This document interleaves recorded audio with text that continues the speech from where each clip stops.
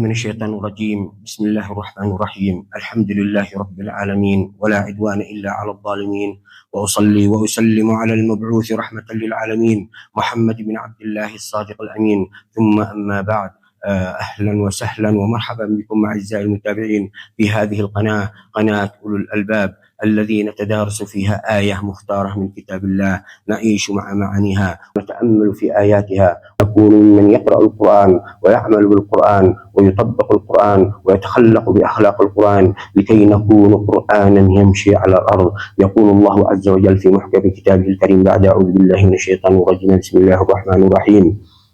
من عمل صالحا من ذكر أو أنثى وهو مؤمن فلنحيينه حياة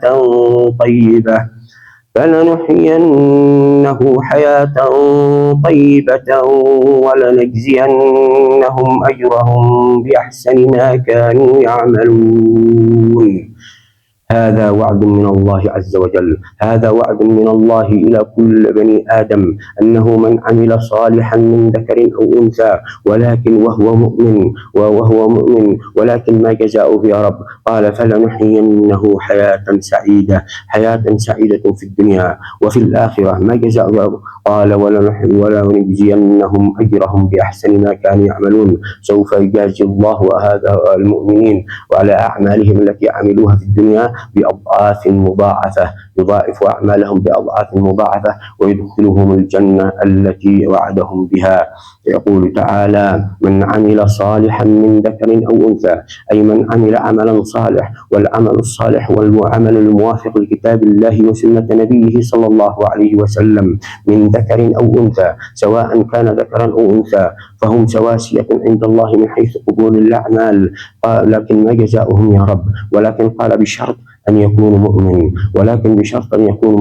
فالعمل الصالح لا يكون عمل صالح ولا يسمى عمل صالح إلا بالإيمان. والله سبحانه وتعالى لا يتقبل الأعمال إلا من المؤمنين فقط، لأن هناك جمعيات خيرية، وهناك منظمات حقوقية، وهناك الدول المانحة، وهناك المتبرعين، وهناك أصحاب الخير، ولا كل يعطي، ولكن الله سبحانه وتعالى قال عن هؤلاء كلهم: وقدمنا إلى ما عملوا من عمل فجعلناه هباء منثورا. الله لا يتقبل منهم. ثم قال سبحانه: فلنحيينهم حياة طيبة، حياة سعيدة. وفسرها ابن كثير وابن